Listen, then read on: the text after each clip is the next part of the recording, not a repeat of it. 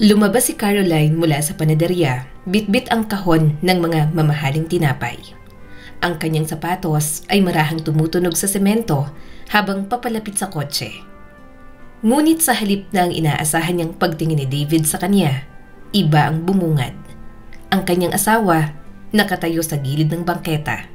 Tila bato sa pagkakatulala. Ang mga mata ay nakatanaw sa malayo na para bang may hinahabol na alaala. David, bakit ka parang estatwa riyan? Tara na, late na tayo. Sigurado akong nasa mesa na silang lahat. Tayo na lang ang wala. Naiiritang boses ni Caroline, may bahid ng pag-aalala. Ngunit tila hindi siya narinig ni David. Nakakuyom ang mga kamao nito at tila ba pinipigil ang isang damdaming gustong kumawala. Hindi na nakatiis si Caroline. Nilapitan niyang asawa at marahang hinila sa manggas ng polo. Pilit siyang binabalik sa kasalukuyan. Napatingin si David sa kanya. May kakaibang lungkot sa mga mata. Isang tinging puno ng pangungulila at hiwaga. Bago niya parang pinilit na tinahak ang daan papunta sa kotse. Habang patuloy na nagrereklamo si Caroline sa loob ng sasakyan, ang isip ni David ay dinala ng hangin pabalik sa mga alaala ng nakaraan. Sa panahon na hindi pa si Caroline ang kanyang asawa, kundi si Nicole. Tahimik, mapagkumbaba, mapagmahal. Ang unang pag-ibig at ang unang asawa niya. Sila'y labis na masaya hanggang sa dumating si Caroline sa kanyang buhay. At pagkatapos, namatay si Nicole. Isang malagim at kalunos-lunos na aksidente. Walang nagawa si David kundi ang umiyak. Yakapin ang malamig na kabaong at paulit-ulit na bumulong kay Nicole ng paghingi ng tawad. Nicole, patawarin mo ko. Ngunit kahit sa mga araw na yon ng kawalan ng pag-asa, hindi pa rin niya lubos na nauunawaan kung ano talaga ang kanyang nawala. Pagkawala ni Nicole, hindi na siya muling naging masaya. Hindi noong pinakasalan niya si Caroline, hindi noong isinilang ang kanilang anak. Pakiramdam niya ay isa lamang siyang banyaga sa sariling pamilya at madalas niyang itanong sa sarili, saan nga ba nagsimulang magkamali ang lahat? Siguro, noong araw na dumating si Caroline sa kumpanyang kanyang pinapasukan. Eleganteng babae, mahaba ang mga binti, mahusay manamit. Kapansin-pansin ang presensya niya sa buong opisina. Ang kanyang ulo laging nakataas, ang lakad ay matatag, para bang hindi lamang isang staff economist, kundi isang direktor. Si David noon ang head ng departamento. At dahil sa trabaho, madalas silang nagkakasalamuha. Madalas ding mag-overtime, magtulungan sa mga dokumento at ulat ng kumpanya. Hanggang isang gabi, huli na. Silang dalawa lamang ang naiwan sa opisina. Habang tinatapos ang mga profit figures ng kumpanya, bigla na lang tumayo si Caroline. Nag-inat, saka dahan-dahang lumapit. Naupo ito sa kandungan ni David. Caroline, anong ginagawa mo? Hindi siya sumagot, tahimik. Marahan niyang tinanggal ang kurbata ni David gamit ang kanyang mahahabang daliri. Binuksan ang unang botones ng kanyang polo at bago pa makapagsalita muli si David, idinikit na niya ang kanyang labi sa labi ng lalaki. Nagpumigla si David at nanginginig ang boses. Caroline, may asawa na ako. Ngunit hindi siya tumigil. Mas naging mapangahas ang bawat haplos. At si David, hindi na siya nakatanggi. Samantalang sa kanilang tahanan, si Nicole, ang tapat at mapagmahal na asawa, ay naghihintay sa kanya. Walang kaalam-alam sa nagaganap na pagtataksil. At dito, nagsimulang magbago ang lahat. Isang gabing puno ng kasalanan na magiging sugat sa puso ni David habang buhay. Samantala, sa kanilang tahanan, naghihintay pa rin si Nicole.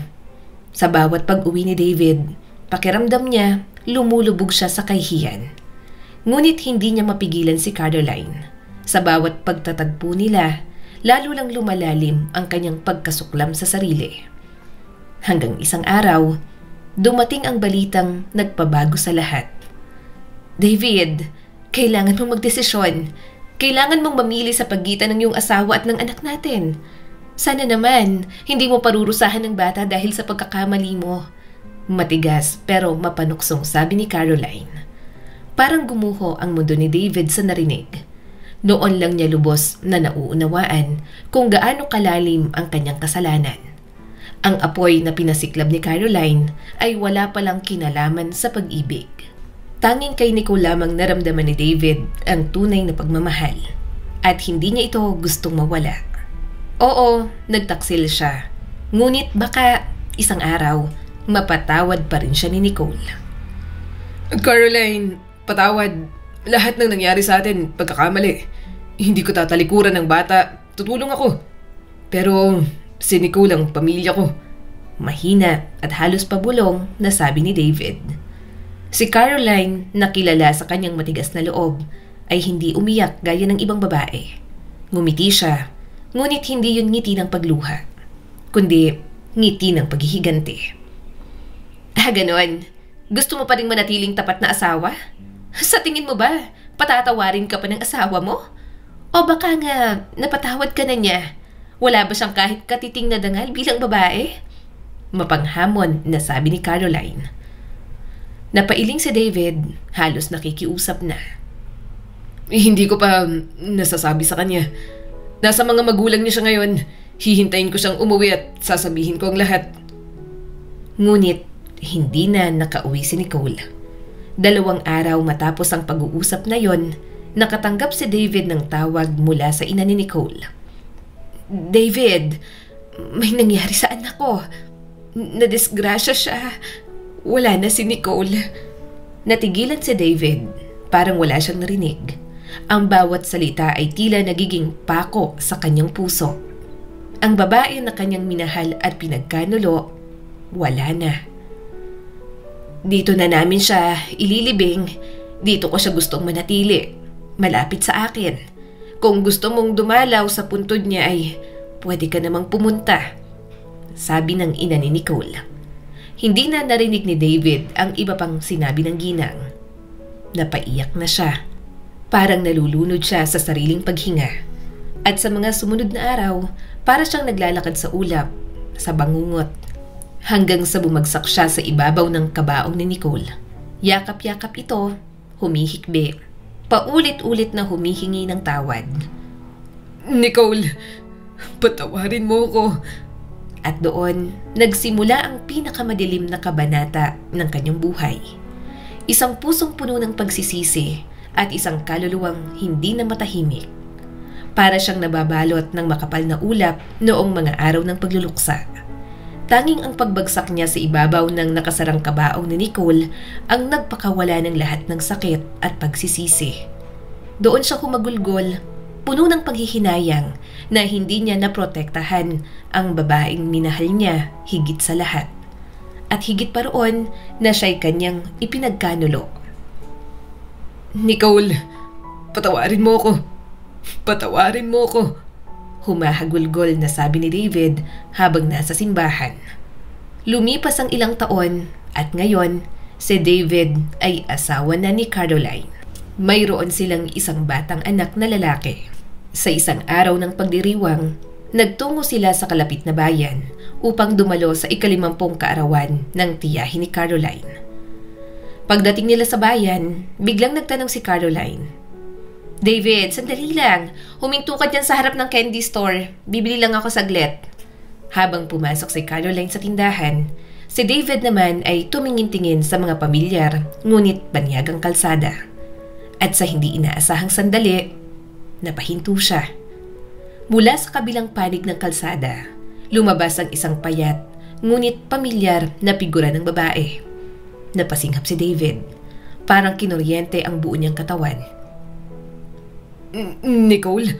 Nanginginig ang boses na bulong niya. Oo, si Nicole. Ang kanyang Nicole. Ang parehong Nicole na iniyakan niya ng maraming taon. Ang parehong Nicole na palihim niyang dinadalaw sa sementeryo. Madalas maupo ng mahabang oras sa kanyang puntod, nakikipag-usap na parang buhay pa siya. At ngayon, narito siya. Buhay, nakatayo sa kanyang harapan. Malakas ang tibok ng puso ni David. Gusto niya sana itong lapitan. Gusto niyang isigaw ang pangalan nito. Nicole! Sigaw ng isip niya. Ngunit natigilan siya. Nanigas ang kanyang mga paa. Tila ba nakabaon sa lupa. Ang sigaw ay nanatiling nakakulong sa kanyang lalamunan at hindi siya makagalaw. At sa mismong sandaling yon, bumalik si Caroline. Bit-bit ang kahon ng mga candy. Ano na, David? Bakit ganyan ang itsura mo? Tara na! Kinailangan pa niyang tipunin ang lahat ng lakas upang makabalik sa ulirat at sumakay sa kotse. Habang nagmamaneho, halos hindi niya magawang itoon ang mga mata sa kalsada. Nilamon siya ng mga alaala. Pagdating nila sa bahay ng tiyahin, nagsimula ng magsalo-salo ang lahat ng kamag-anak ni Caroline. Ngunit si David, tila ba nawala ang kanyang kaluluwa sa katawan. Caroline, hindi magandang pakiramdam ko. Aakyat muna ako at magpapahinga.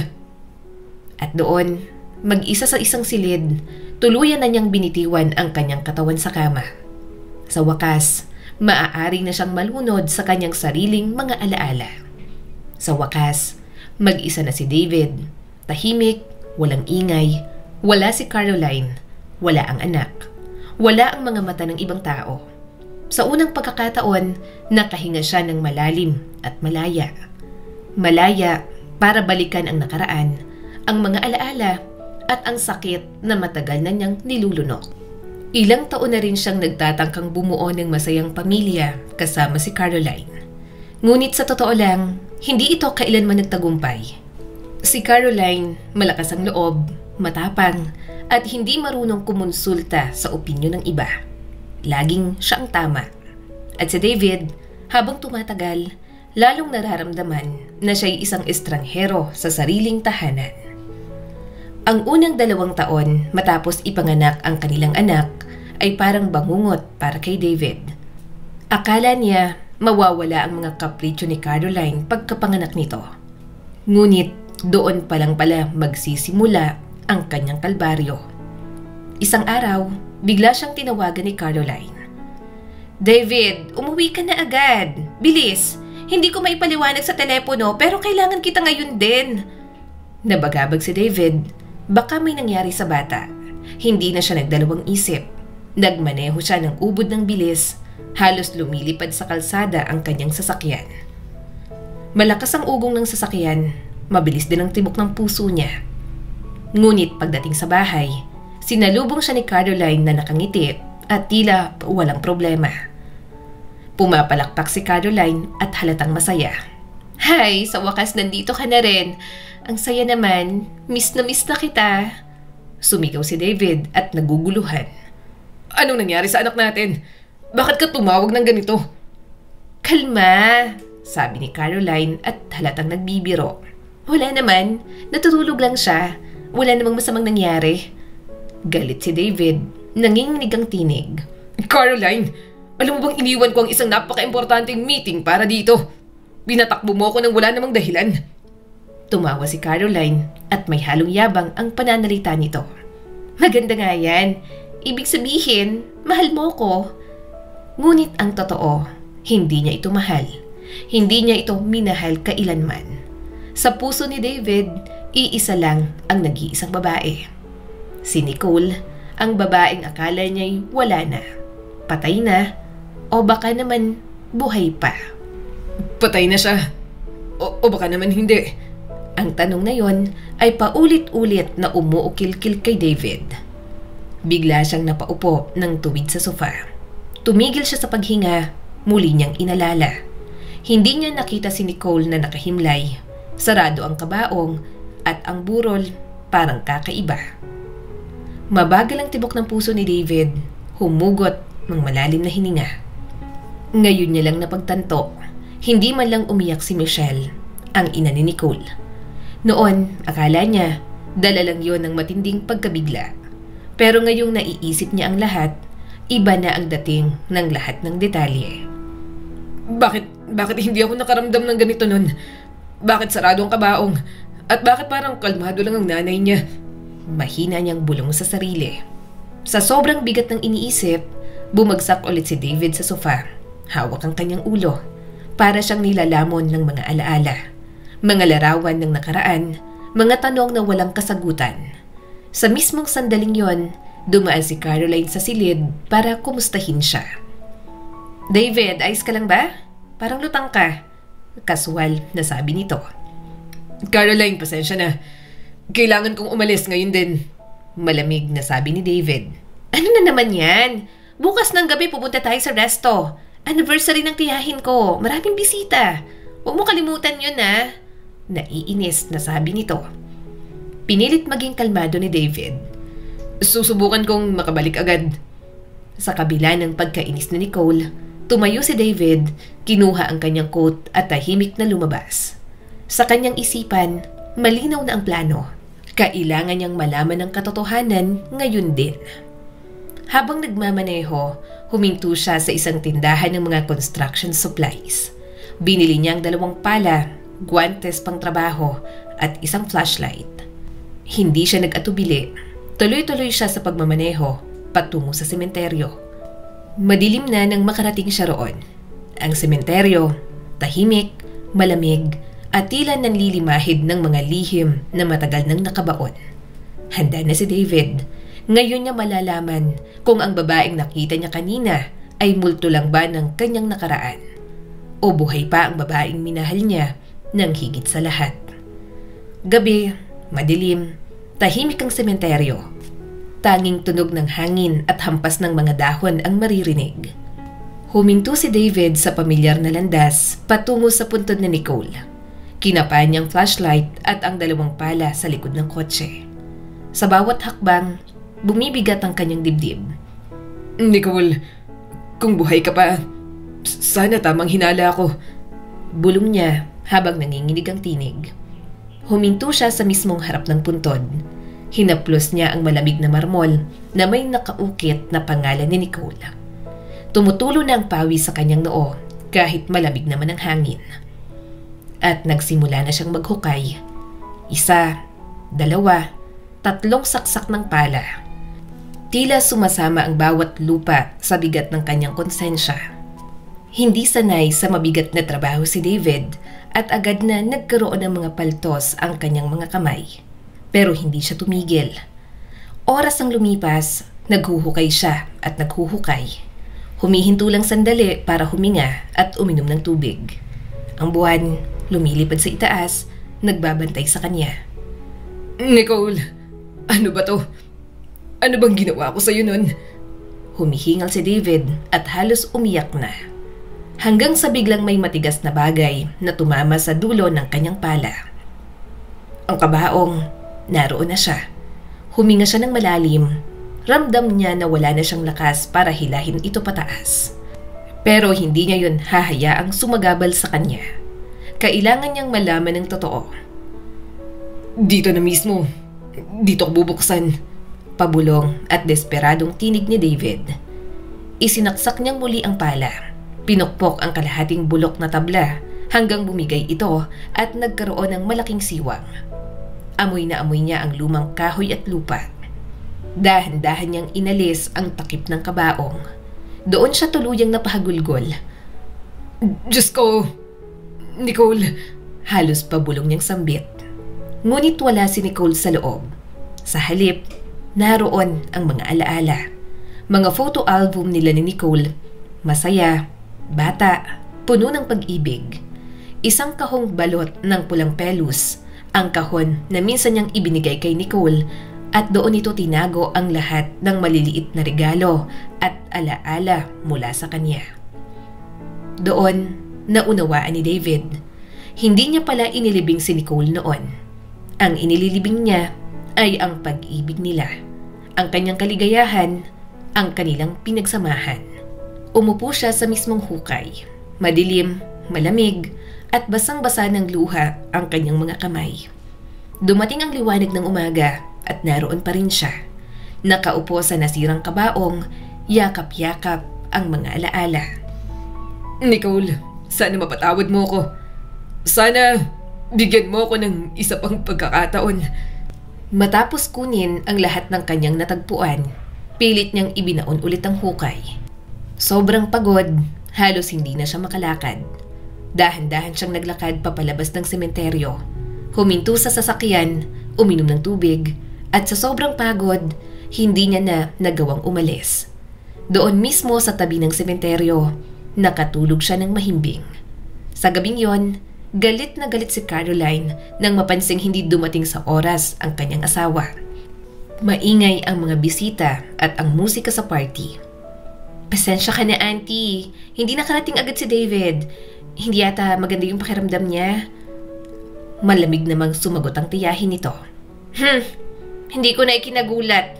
Alam mo naman, simulat sa pool, hindi ko gusto si David. Hindi siya hamak na katulad ni Mason. Hindi siya bagay sa'yo. Umiwas ng tingin si Caroline. Bahagyang natawa. Auntie naman, si Mason, alam mo, masyado siyang matigas ang ulo. Nang nalaman niyang nagdadalang tao ako noon, pinilit pa ako magpalaglag. Ilang beses na ako nagpalaglag dati. At sabi ng doktor, baka yun ang huling pagkakataon para maging isa kong ina. Hindi ko hinayaan. At higit pa ron, gusto kong gantihan si Mason. Kaya kay David ako lumapit. Natawa si Caroline matapos sabihin ang mga salitang yon. Napangisi naman ang tiyahin nito. Kaya pala. At alam mo ba, nagngangalit si Mason nang nalaman niyang nakikipagrelasyon ka kay David. Oo, auntie, halos mabalib siya sa galit. At ang pinakamasarap sa lahat, hanggang ngayon, walang kamalay-malay si David na hindi niya sariling anak ang inaalagaan niya. Palihim na humalakhak ang tiyahin nito. Talaga, hindi ba siya nagdududa? Abay, napaka-inosente niya naman pala. Napahalakhak ulit si Caroline. Hindi, napagkatiwalaan niya lang talaga ako. At yun din ang kahinaan niya. Hindi nila napansin na mula sa likuran, dahan-dahang lumapit si David. May dala itong bouquet ng red roses. Mabuti na lang at wala na kayong kailangang ipaliwanag pa. Matalim ang tinig ni David. Nabigla si Caroline, halos mabasag ang boses. David, teka, mali ang narinig mo. Magpapaliwanag ako. Mali nga ako dati, pero ngayon, malinaw na ang lahat. Happy birthday! Matatag na sabi ni David. Iniabot niya ang bulaklak sa tiyahin ng walang emosyon, saka siya tumalikod at lumakad papalayo. Nataranta si Caroline, mabilis siyang sumunod at hinawakan ang braso ni David. David, please, pakinggan mo ko. Hindi mo alam ang buong kwento. Mahal kita. Hindi mo ako pwedeng iwan. Nagmamakaawang sabi ni Caroline. Ngunit pinutol siya ni David. Wala ka nang masasabi. Ang lahat ng ginawa mo, tapos na. Dahan-dahan niyang inalis ang kanyang braso mula sa pagkakahawak ni Caroline. Habang ang babae umiiyak at nagmamakaawa, alam na niya, wala nang balikan. At si Caroline sa unang pagkakataon, naramdaman niyang nagkamali siya ng isang pagkakamali na hindi na kailanman mababawi pa. Diretso ang takbo ni David patungo sa bahay ng nanay ni Nicole. Ang mga kamay niya'y nanginginig sa manibela. Bawat segundo, mabigat ang hinga niya. Ito na ang sandaling matagal niyang iniintay. Ang sandaling malaman ang katotohanan. Huminto ang kotse at bumukas ang gate. Pagdating niya sa bahay, halos mabitiwan ni Michelle ang tasa ng tsaa nang makita si David sa pintuan. Basang-basa ng pawis at tila binabagabag ng mabigat na kalooban. Sabihin niyo sa akin ang totoo. Buhay ba si Nicole? Huwag na kayong manahimik. Alam ko na. Nakita ko siya. Kahit kagabi sinilip ko ang puntod. Wala siya sa kabaong. Mahal ko ang anak niyo. Siya lang ang minahal ko sa buong buhay ko. Nanigas ang mukha ni Michelle. Hindi siya nagsalita agad. Ngunit nang magsalita siya, malamig at matalim ang bawat salita. Kung mahal mo talaga ang anak ko, David, hindi mo siya pagtataksilan. Napayuko si David at namutla. Paano niyong nalaman? Nauutal niya pang tanong. Isang gabi, nandito si Nicole. Tumawag ang babae mo. Sinabi niya kay Nicole na buntis siya at mahal mo raw siya. Hindi nagsalita si Nicole. Pumasok lang siya sa kwarto. Nang silipin ko, hawak niya na yung isang dakot ng gamot. Nakainom na siya. Tinawagan ko agad ang ambulansya para mailigtas ang anak ko. Alam mo ba, David, halos mawala na siya noon. Malakas na humikbi si David. Napayuko siya, hindi makatingin kay Michelle, parang batang pinagalitan. Diyos ko, wala akong kaalam-alam. Kung alam mo lang, David, kung gaano kanya kamahal, doon sa ospital, paulit-ulit niyang sinasabing ayaw na niyang mabuhay. Pinakiusapan ko siyang kausapin ka, pero ang sabi niya, pinili mo na ang iba. Hindi niya kayang istorbohin ka pa. Kaya niya napagdesisyonan na palayain ka na. Tama man o mali, sinuportahan ko siya. Alam kong darating din ang araw na malalaman mo ang lahat.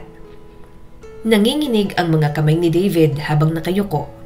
Nangingilid ang luha sa kanyang mga mata. Sa wakas, narinig niya na ang katotohanan ng kinakatakutan niya at inaasam ding marinig. Nasaan po si Nicole? Gusto ko siyang makita. Bakit? Para saktan mo na naman? David, huwag mo nang guluhin ang buhay ng anak ko. Matigas at malamig na sabi ni Michelle. Tumitig si David at nanginginig ang boses pero matatag. Hindi ko siya ipagkakait kanino man. Gagawin ko ang lahat para mapatawad niya ako. Mahal ko si Nicole at siya lang ang minahal ko. Napabuntong hininga si Michelle sa kamarahang umiling. David, mahal ka pa rin ni Nicole. Hanggang ngayon, hindi pa rin siya tuluyang nakakaahon mula sa sakit. Pero kung mapapatawad ka ba niya, yan ang hindi ko masasagot. At bago matapos ang gabing yon, ibinigay ni Michelle ang address ng anak niyang si Nicole. Mabilis na umalis si David. Nang tumunog ang doorbell, bumukas ang pinto. At sa harap niya, tumambad ang mukha ng babaeng hindi niya kailanman nakalimutan. Si Nicole. Nanigas si Nicole na mutla na parang papel. At si David, tila natuyuan ng dugo. Dalawa silang nagkatitigan, walang salitang lumalabas. Matagal, mahaba, parang huminto ang oras. David, bakit ka nandito? Pilit na buo ang boses ni Nicole pero halata ang panginginig. Para sabihin sa'yo na mahal pa rin kita. At mula noon hanggang ngayon, ikaw lang. Nagkamali ako, Nicole. At alam kong hindi ko mapapatawad ang sarili ko. Pero handa akong magmakaawa araw-araw kung yun lang ang paraan para mapatawad mo ko. Lumayo ka, David. Wala na akong tiwala. Ikaw ang pumatay sa pagmamahalan natin. Inilibing ko na yon. Mapait na ngumiti si Nicole. Nangingilid ang luha sa mga mata. Tingnan mo to! Mabilis na sabi ni David. Inilabas ang dala niyang kahon at mga litrato. Ito ang patunay na hindi kayang ibaon ang pagmamahalan natin. Nakita ko to sa kabaong. Hindi ang katawan mo ang inilibing ko, kundi ang pag-ibig natin, ang kaligayahan natin. Nanlaki ang mata ni Nicole nang makita ang lumang photo albums, pati ang kahon na balot ng pula na minsan niyang siya mismo ang nagtabi ng mga regalo at alaala ni David. David, umalis ka na. Please, huwag mo nang guluhin ang buhay ko. May pamilya ka na. May anak ka na. Wala akong pamilya. Niloko niya lang ako. Hindi ko anak ang batang yun. Mapait na napahagulgol si Nicole. Kahit ano pang sabihin mo, hindi na magbabago ang lahat. Kaya isang beses pa, David, umalis ka na. At marahas na isinara ni Nicole ang pinto. Ngunit si David hindi umalis. Umupo siya sa gilid ng pader, niyakap ang sariling mga tuhod. Alam niyang naroon lang sa kabilang panig ng pinto, nakaupo rin si Nicole. Tulad niya, sugatan, nagdurusa, ngunit hindi rin kayang kalimutan ang pintig ng pusong minahal niya noon pa man. Lumipas ang 3 taon at muling umikot ang mundo ng kapalaran. Sa isang parke, muling nakita ni David si Nicole. Mukhang payapa na ito, magkahawak ng kamay kasama ang asawa, at sa stroller, mahimbing nang natutulog ang anak ng mga ito. At sa bisig ng lalaki, mahigpit niyang niyakap ang bewang ni Nicole na ngayon ay muling nagdadalang tao. Wala nang nagawa si David, kundi ang tumalikod. Masaya siya para kay Nicole, kahit ang puso niya ay tila nadudurog pa rin. Masaya na si Nicole sa bago niyang buhay, sa bago niyang pamilya na hindi niya akalain na mararanasan niya ulit. Samantala, si Caroline ay naiwan sa anino ng kanyang sariling kasinungalingan. Ang kayabangan at panlilinlang na inakala niyang magpapatibay sa kanya, siya ring naging dahilan ng kanyang pagbagsak. At sa dulo, naiwan siyang walang hawak kundi ang pagsisisi. Ang kwentong ito ay nagpapaalala sa atin na ang pag-ibig ay sagrado. Kapag ito'y nilapastangan ng pagtataksil, hindi lamang puso ang nasisira, kundi ang tiwala at ang kinabukasan ng dalawang taong nagmamahalan. Pag-ibig, katapatan at pagpapatawad, tatlong bagay na kailanman ay hindi mawawala sa puso ng taong marunong magmahal. Muli, ako po si Skylar Guro at sana'y may bago na naman kayong natutunan sa kwento natin ngayon. Maraming salamat po.